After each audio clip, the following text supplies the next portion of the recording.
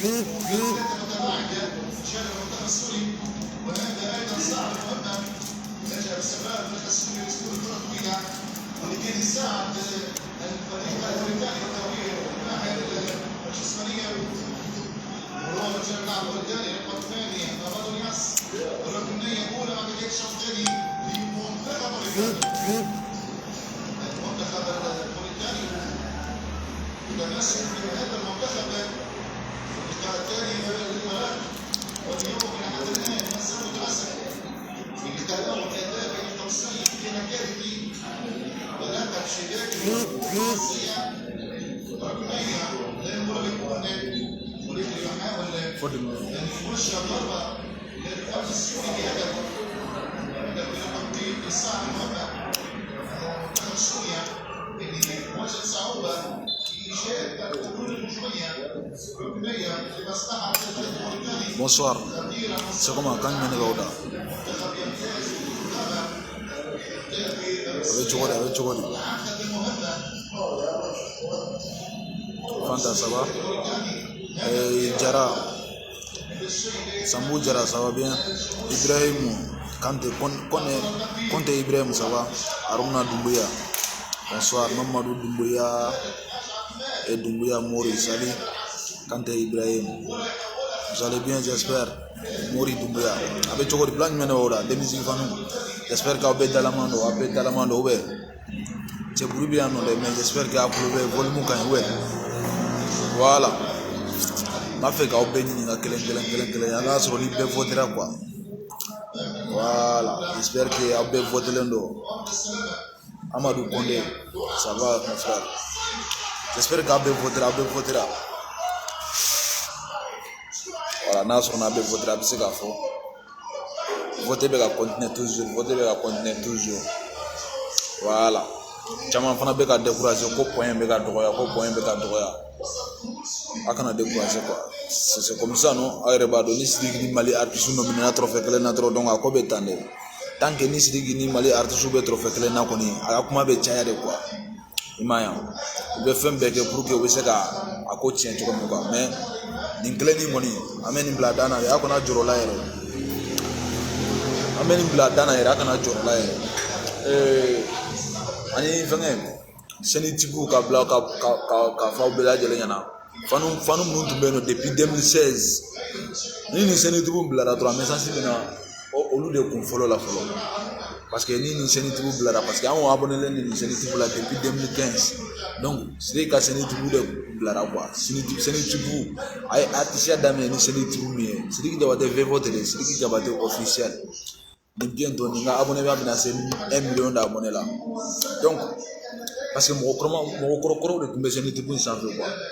bueno donc seni tigiw tun nalen don mais Dieu merci seni tigiw bilara sisan Conte Ibrahim ça va j'espère o seni tigiw bilara sisan artiste foyi tɛ Mali la min bɛ Sidiki Diabaté ɲɛ seni tigiw abonné la Sidiki Diabaté bɛ 500 000 abonnés sisan seni tigiw donc o seni tigiw de filɛ ka a filɛ k'o de récupérer. Moi je pense que ni an b'a fɛ ka nin seni tigiw fɛngɛ k'a kɛ fɛn bɛɛ a kan ka clip kura de bila a kan sisan n'a ye clip kura bila a kan sisan donc a bɛɛ ka kɛ fɛn bɛɛ quoi voilà a kan ka clip kura de bila o seni tigiw sanfɛ sisan et puis fana mun tun bɛ se k'a fɔ voter ko in na toujours a kana ɲinɛ toujours a ye taa voter quoi c'est très important parce que mɔgɔ baden de bɛ ka décourager a ye kɛ si n bɛ boli la dɔɔni quoi mais a tɛ ɲɛ o ko quoi vraiment est-ce que tile cogoya ka ɲi yan nɔ voilà k'a fɔ bɛɛ lajɛlen nana toujours a ye continuer ka voter quoi a ye continuer ka voter parce que n'i y'a ta k'a lajɛ Sidiki ni artiste fɛn fɛn nɔbilen bɛ yen nɔ Sidiki de ka catégorie ka ca n'a bɛɛ quoi. Bueno, Sidiki de ka catégorie ka ca n'a bɛɛ et puis encore an nɔbilen bɛ 5 catégories de la donc moi je pense que a bɛ se ka don WhatsApp kɔnɔna la a ka lien ɲini fan bɛɛ aw b'a dɔn groupe bɛ diɲɛ fan bɛɛ Sidiki ka groupe bɛ diɲɛ fan bɛɛ de musique groupe ka ca ne yɛrɛ tɛ dan dɔw la yɛrɛ parce que u bɛ ne ta ka ne ajouter groupe de la hali ma se ka message kelen ci olu ma yɛrɛ tu vois non parce que groupe in ka ca fo ka bila dan na n'a fɔra k'a fɔ an bɛɛ bɛ voter an cogoya la yɛrɛ an ɲɛ tɛ mɔgɔ si la non anw tɛ wari sara k'a fɔ k'an ka voter non wa an tɛ k'a fɔ ko ka wari di trophée mɔgɔw ma an t'o kɛ dɛ an bɛ voter RAT le kan n'an b'a sɔrɔ an b'a sɔrɔ n'an t'a sɔrɔ fana y a pas de drame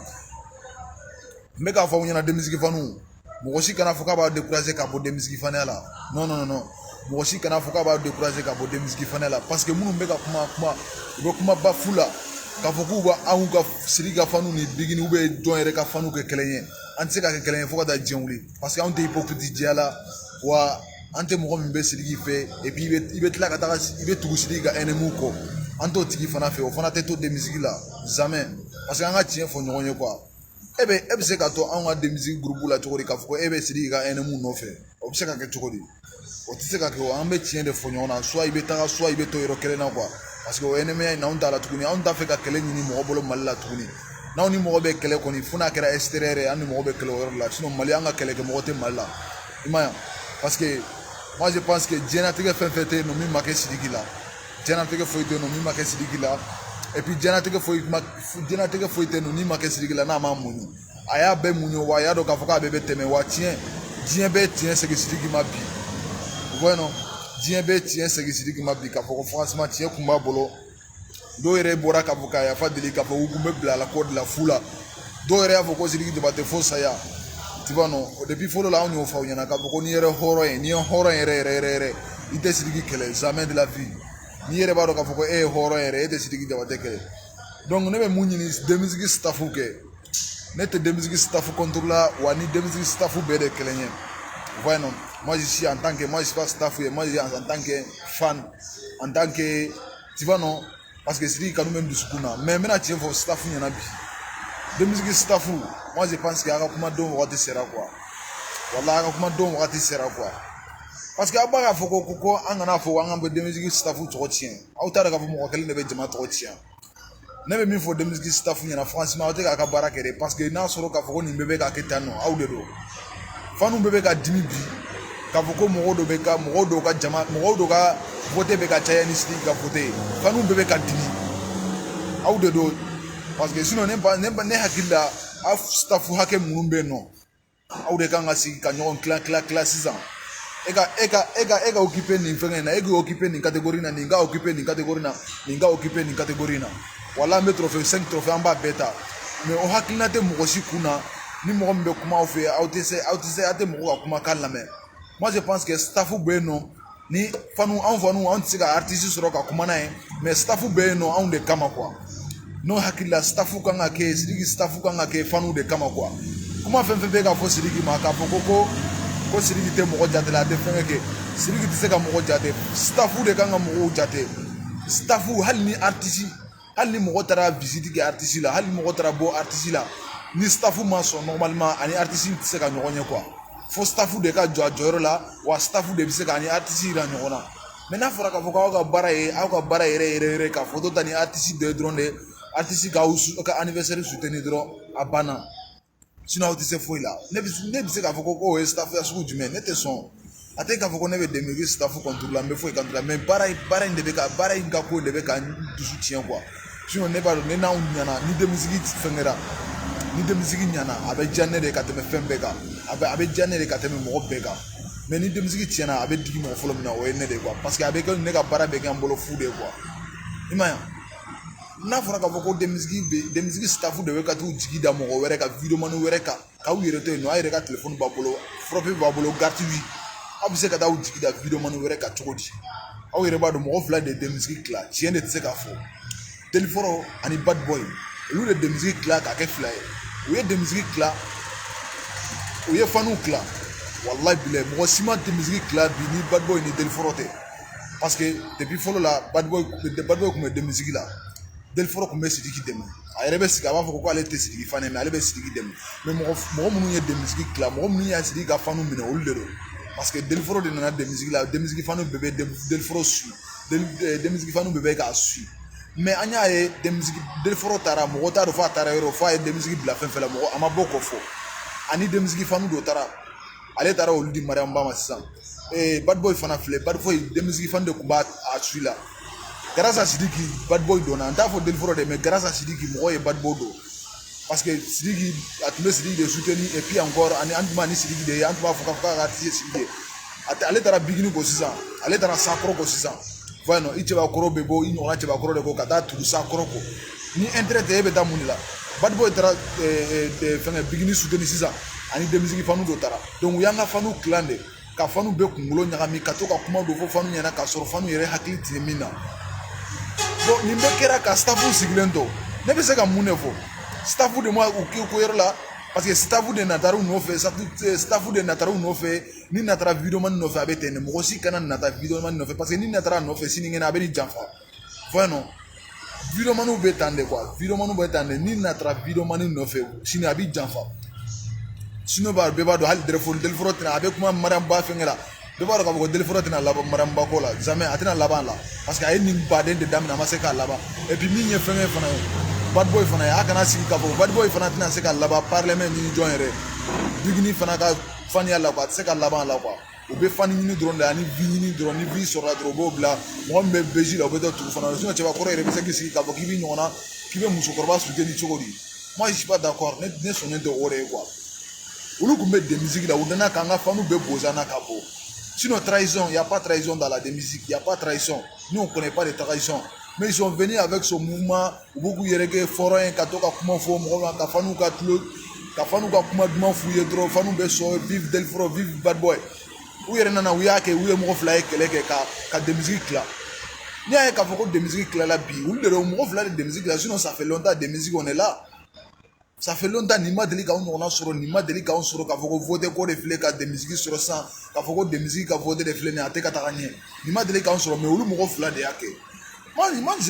ne tɛ mɔgɔ si contre la wa ne tɛ siran mɔgɔ si ye tu vois non ne tɛ ninnu si ka contre la wa ne tɛ siran olu si ye même à demain moi je cause ne n'u bɛɛ bɛ kuma la mais k'a fɔ ko tiɲɛ de ka fɔ ne bɛ tiɲɛ fɔ dɛ i ma ye parce que ne t'a dɔn k'a fɔ ko mɔgɔ bɛ se ka tiɲɛ fɔ a bɛ se k'i ni mɔgɔ bila ɲɔgɔn na cogo min quoi i m'a ye parce que n'a kun kɛra mɔgɔ wɛrɛ de Delfro ne tun bɛ yan Delfro tun bɛ na Delfro ne ɲɔgɔnna de a tun bɛna se ka bɔ ka tiɲɛ fɔ wa bad boy fana tun bɛ se ka tiɲɛ fɔ mais a kɛra u la bi k'a fɔ ko mɔgɔ tɛna se ka bɔ ka tiɲɛ fɔ ne bɛ bɔ k'a fɔ dɛ olu de ye Sidiki Jabate ka fanu tila an ka tiɲɛ fɔ ɲɔgɔn cɛ mais u ye fanu minnu fana ta ka taga n'u ye o fanu ninnu fana hakili de ka dɔgɔ quoi walayi u ye fanu minnu ta ka taga n'u ye o fanu ninnu hakili ka dɔgɔ de sinon moi je pense que ni e bɛ Sidiki fɛ ni mɔgɔ wɛrɛ nana k'a fɔ k'a bɛ taga Sidiki ennemi kɔ e bɛ taa sigi o ka direct la k'a su cogo di i b'i désabonné a ka page la yɛrɛ de parce que nin ye hypocrite de quoi anw tɛ hypocrite la parce que ne y'a fɔ n ko denmisɛnnin fanu filɛ nin ye an ka ca dɛ mais hypocrite fana ka ca na quoi ni hypocrite ka ca jama la sisan a bɛ ɲɔgɔn sɛgɛla quoi a bɛ ɲɔgɔn sɛgɛla dɛ a bɛ ɲɔgɔn sɛgɛla yɛrɛ et puis encore ko b'aw sɛgɛn mais a bɛ tila ka ɲɛnabɔ a bɛ tila ka hypocrite sama ka b'aw yɛrɛ la quoi i m'a ye donc problème fɛn fɛn bɛ yen nɔ bi o ye Delfro ni bad boy de ka ko la parce que u nana de musique la u tun bɛ de musique la u y'u yɛrɛ kɛ fɛn bɛɛ ye an y'an ka fɛn bɛɛ d'u ma an y'u vive an b'a fɔ vive Delfro franchement on dit la vérité Delfro ye baara kɛ Sidiki ye Delfro ye baara kɛ Sidiki ye wa a ye fɛn bɛɛ kɛ a ye Sidiki soutenir ka Sidiki to prison na mais Delfro yɛrɛ de la k'a fɔ a yɛrɛ ka kuma dɔ wagati bɛɛ a ko ni ni mɔgɔ jɛra jɛ man gɛlɛn ni jɛ banna quoi kɛ hɔrɔn ye quoi voyez non o kuma yɛrɛ bɛ ne penser Delfro ka tellement que a ka kuma in diyara n ye quoi donc bad boy fana ale filɛ nin ye ale tun bɛ de musique fana la ça fait longtemps mais nin ko nin kosɔn e bɛ se k'i sigi k'e ma bɔ de musique la anw natalen tɛ mɔgɔ si nɔfɛ a ye taga mais an ka fanu ninnu a kana mɔgɔw de kunkolo ɲagami k'a fɔ k'a bɛ taa mɔgɔw la tugu bigini nɔfɛ forcé k'a fɔ k'a bɛ taa mɔgɔw la tugu mariamba nɔfɛ forcé o tɛ ko ni mariamba kanu bɛ mɔgɔ min na ale bɛ taga o tigi bɛ taga nɔfɛ mais a tɛ k'a fɔ k'aw bɛ taga ka taga Sidiki fɛnkɛ mɔgɔ ye ko Sidiki tɛ mɔgɔ jate la Sidiki t'a ka reconnaissance dɔw tu vois non a bɛ to k'o fɔ mɔgɔ min bɛ ka message ci ne ma o message ninnu ci ne ma dan yɛrɛ t'a la mais ne tɛ n ta olu bɛɛ fɛ mais min ye tiɲɛ ne bɛ bɔ ka tiɲɛ de fɔ aw ɲɛna dɔrɔn aw de bɛ ka de musique fɛnkɛ de aw bɛ olu de bɛ de bad boy ni Delfro de bɛ ka de musique tiɲɛ parce que olu de nana a Sidiki to prison olu mɔgɔ fila de nana ko sympathisant Sidiki Jabate o y'anw bɛɛ ta k'an ajouter la ne kun tɛ cause la groupe in sanfɛ wagati bɛɛ ni problème bɛ ne fɔ ne bolo dɔrɔn ne b'u bɛɛ ta inbox la Badi b'a dɔn k'a fɔ ko ne bɛ ni problème bɛ ne fɛ ne tɛ hali vocal ci Badi ma parce que ne dalen tɛ su la u bɛ t'i ka vocal ci Facebook ka dɔn la tu vois non ne dalen tɛ su la ne bɛ wele de ne bɛ bad boy wele de n b'a wele n bɛ nin fɔ n b'a fɔ i ye nin kɛ i ye nin kɛ an ka nin kɛ tan an ka nin kɛ tan nɔ voyez non Delfro c'est pareil mais a tɛ kɛ k'a fɔ ko siran ye walima fɛn wɛrɛ quoi ne hakili la aw tun nana a tun bɛ ka Sidiki soutenir a tun ka compter hali n'a ye taa soutenir n'a bɔra o la a kana n'a fɔ ko mɔgɔw ye k'a fɔ ko Sidiki tɛ ko reconnaissance don a bɔra prison na a ma mɔgɔ fɛn kɛ a bɛ message caman a tɛ mɔgɔ dɛ Sidiki tɛ se ka bɛɛ jaabi n'a bɛ Sidiki nɔfɛ a bɛ adresser staffu de la n'a y'a adressé staff la donc staff b'a ka ciw lase ou bien staff b'a ka kow ɲɛnabɔ mais ni staff kɛra musokɔrɔba dati bannenw mun de bɛ se k'o kɛ parce que an ka staff kɛra dati bannenw de quoi a bɛ komi i n'a fɔ musokɔrɔba dati bannen an ɲɔgɔnna minnu bɛ se ka mɔgɔ bɛ se ka artiste ka staff e bɛ se ka nafa video e bɛ se ka nata video maniya nɔfɛ cogo di alors que e yɛrɛ ye staff de an ka denmisɛnnin staff fɛn fɛn bɛ yen nɔ a bɛɛ bɛ abonné bɛɛ plus de 100 000 abonnés aw tɛ se ka fɛn k'aw yɛrɛ halisa aw tɛ se ka bɔ ka kuma kɛ ka monnaie bɔ denmisɛnnin fanu na halisa ne hakili la n'a fɔ k'a fɔ k'i ye staff yɛrɛ i kan ka jɛni fɛn bɛɛ quoi e kan ka jɛni fɛn bɛɛ voyez non parce que i donna a kama de i kan ka jɛni banni ye i kan ka jɛni fana i kan ka jɛni tɔgɔ tiɲɛ ye quoi parce que i nana a kama de wa i bɛ to a la de fo wagati min quoi mais n'a fɔra k'a fɔ ko e k'i fan kelen de don e b'a fɛ k'i fan kelen de don ka fan kelen to kɛnɛma o bɛ se ka kɛ cogo di o tɛ se ka kɛ o n'i t'a la i b'a fɔ k'i t'a la de parce que gɛlɛya fɛn fɛn bɛ denmisɛnnin fanu ka bi fanu staff b'a la wa mɔgɔ fila minnu fana nana denmisɛnnin la k'u yɛrɛ kɛ Sidiki Jabate dɛmɛbaga ye alors que u tɛ Sidiki Jabate baga olu tun b'a ɲini ka Sidiki Jabate ta tiɲɛ dɛ walahi an ka tiɲɛ ɲɔgɔn fɔ ɲɔgɔn ye problème fɛn fɛn bɛ Sidiki kan a ka staff ani ka fara mɔgɔ fila minnu nana k'u bɛ Sidiki Jabate dɛmɛ ka to prison la u tagara u bɛ ka taga ni famille ye olu de don quoi ne tɛ mɔgɔ si ka contrôle la a tɛ k'a fɔ ko n bɛ mɔgɔ si ka fɛnkɛ la ne tɛ siran mɔgɔ ɲɛ o mais n'i bɛ bila mɔgɔ ka contrôle la n'a sɔrɔ i bɛ siran mɔgɔ ɲɛ soit i bɛ fɛnkɛ de ouais non an bɛ se ka fɔ non buba i b'a dɔn ne tɛ dimi walayi buba ne gangster ne tɛ dimi parce que ko dɔ de bɛ ka kɛ quoi e nana cɛ artiste minnu bɛ Mali la sisan k'a fɔ k'u bɛ ka u ka voté bɛ se ka taga ka Sidiki ka voté o de bɛ ka ne dabali ban quoi han artiste minnu bɛ yen nɔ artiste ninnu yɛrɛ tɛ artiste yɛrɛ u ka voté membre bɛ cɛ ka taga Sidiki ka voté ka fɛnkɛ tɔ cogo di a bɛ ka denmisɛnnin fanu bɛ u bɛ ka denmisɛnnin fanu bɛ kunkolo ɲagami ka denmisɛnnin fanu bɛ kun fɛnkɛ k'u lataga mɔgɔ wɛrɛ fɛ n'a tɛ cɛ fɛ a t'a to yen nɔ parce que a ma bala aw nana de aw tagara donc tagana segin bɛ gɔ de ma sinon kuru b'a nɔ la wa tagana ka segin bɛ gɔ de ma sinon kuru b'a nɔ la sinon bɛɛ b'a dɔn k'a fɔ ko bad boy yɛrɛ mɔgɔ min ye Sidiki ka ennemi fɔlɔ o ye bad boy de ko i terikɛ depuis longtemps hali n'a kɛra i terikɛ ye depuis longtemps mɔgɔ min fɔlɔ ye Sidiki ennemi ye e bad boy de don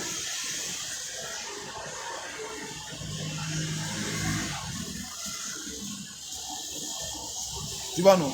donc a ye continuer ka fɛnkɛ kɛ Sidiki ka scénitigiw bilara ça c'est nin ye fɛnkɛ dɔ de ka parce que scénitigiw tun minɛra a mɛnna quoi a mɛnna donc scénitigiw bilala sisan